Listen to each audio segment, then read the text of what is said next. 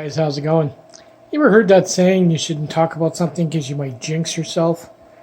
And I swear to God, I have no luck whatsoever, okay? It's been cool for over a week. Been riding around, no problems with the bike, everything's been fine. And just in the last 2 days, it's been a high of 30 and a low of 20 at night. And it's sticky and it's hot. Everything's running hot. Anyway, the day after I talk about these not having a problem, I can take it out for a ride. I get cut out halfway through. I look at the voltmeter, it says 24 volts. And I'm like, well, it's more like 29 volts. And I'm like, great. I might have forgotten to charge one of the packs. Well, no, something actually went wrong with it. Luckily, I had a keychain on me with a key ring. I unraveled it like MacGyver, straightened it out like a pin, stuck it in the wiring harness on the bike like this, and managed to limp home at 49 volts without one pack working. But well, I can show you what happens. It's pretty much never done this since the day I built it. But you take the charger off this one, and you go to put it on. Absolutely nothing. I'm hoping it's just a wire has popped off somewhere on the pack because it was kind of bumpy on the ride, and I'm hoping the BMS isn't dead. Because if that's the case, I don't know if I want to waste any more money on this bike. I'm looking to save up for a scooter anyway. But anyway, we're gonna take this thing upstairs where it's more light, and we'll pull it apart, and hopefully it's nothing severe. Really hoping it's not the BMS, but you never know. Because usually my solder joints are pretty good, but like I said, it was bumpy, so something could have gave. Now to get this out of here, we gotta lose this tank first. Man, that sucked. There's nothing worse than riding. Well, actually, I walked half of the distance, a couple of miles away, and then I'm thinking, I wonder if it'll work with one pack plus my booster pack. And took my keychain off, unraveled it, MacGyvered it, and stuck it into the connector, and sure enough, it fired right up at something like 45 volts. Thank God for universal remotes or controllers that can run at different voltages, because back in the day that wouldn't have worked.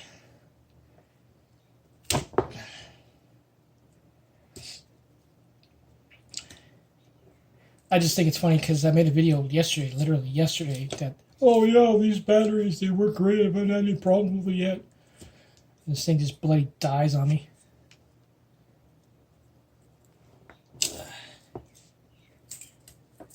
Alright. Once we remove this, then we should be able to pull it right out like a bomb.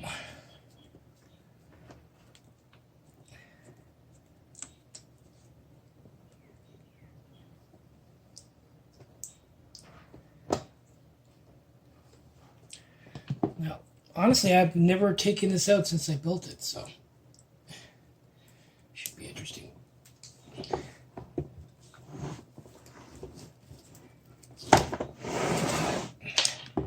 A modular is that? Not bad. So far, I'm not seeing any wire. Broken wire, anyway. It's probably the BMS. They were cheap. Mind you, I got a lot of use out of it, so I ain't complaining. Alright, let me go over this with a loop and check all the wiring and see if we can find a bad spot. Really seeing anything? Are you seeing anything? Do you see anything that could be possibly wrong with it? I'm glad that's all it is. I'm hoping. And it's showing that the BMS is actually doing its job. And that's where it goes right there. And it does look like, oh, it does look like it arced. Some charring on that Tapcon tape. No sparks. Well, let's clean that up and solder it down, and this thing should be still fully charged.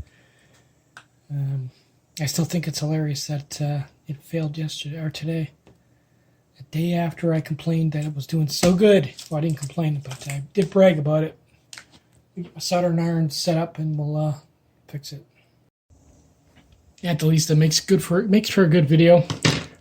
First time I've had to service this like since I built it, so I'm not complaining.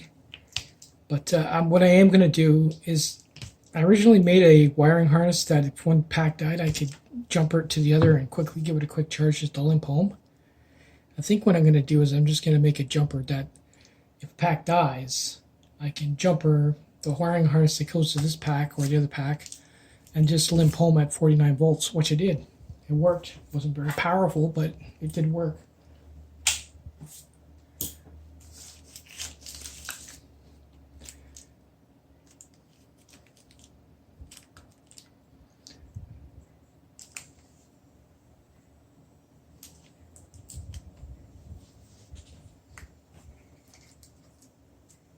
Yeah, I can't fix this up right now. Most of my stuff is packed away.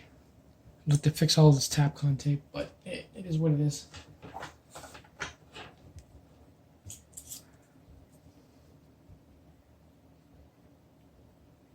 Oh, but a little bit of good news is we found an apartment. And living in Ontario, that is an achievement on its own. The housing in Canada right now is brutal.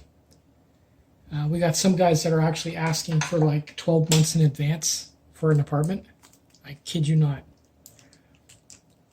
And I was complaining back in the day when they asked for $5,000 for a down payment on a mortgage back in the day.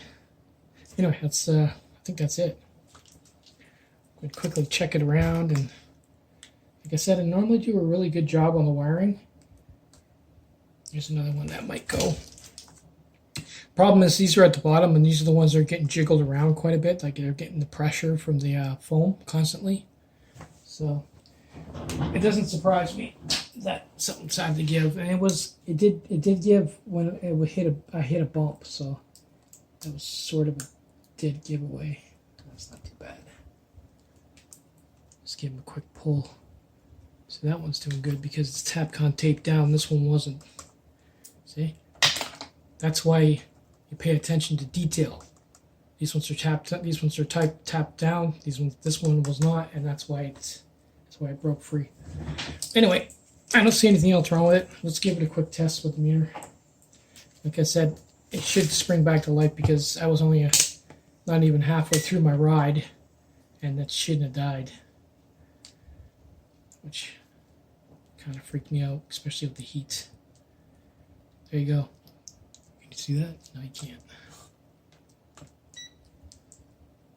Each pack's 26 volts. So, yeah, there's nothing wrong with it. Just a bad wire. Actually, what I'll do is I got some electrical tape here.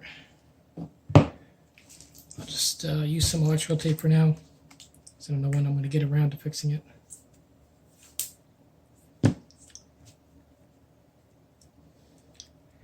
Actually, it's not even dark yet. I might be able to go for my ride again. It's nice out. It's hot. So I got those lights now. I'm not worried about getting whacked. There, that'll hold it for now. Just keep it from banging around.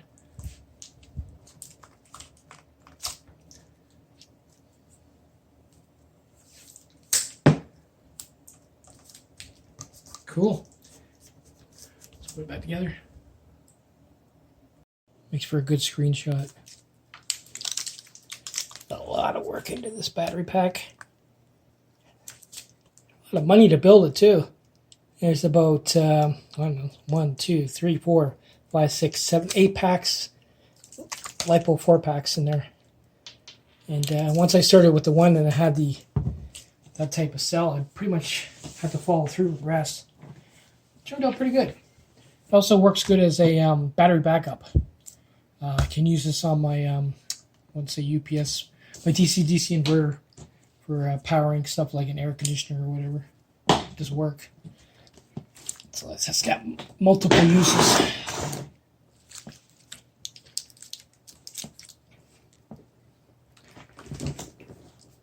And nothing, it just sits in there, nothing special about it.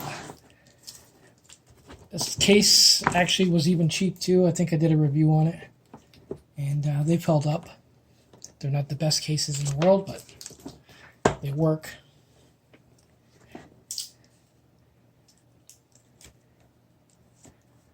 Certainly good for this. I wouldn't put my camera gear in it.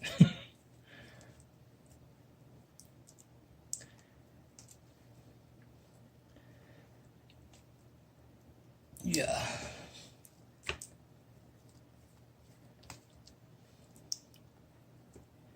Yeah, the reason I'm using Moretz, I don't draw enough amps that they're going to melt, and it, like you can see, it just makes it easier for servicing. Now, if I would have soldered these, I would have had to desolder them and everything else, and I actually don't even have enough overhang that I even have to worry about taping them, so I'm not going to bother. Cool. Oh, wait. We had some more stuff in there. We pushed it over, and then we had some of these sitting in there.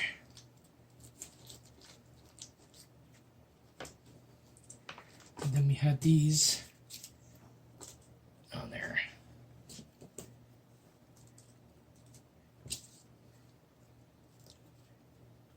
Sweet. I'm glad that's all it was. I'd be worried.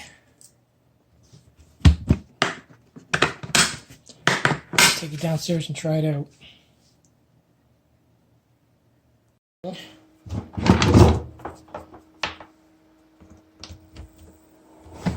Oh, nice. Well, I'm going for a ride, guys. Take it easy.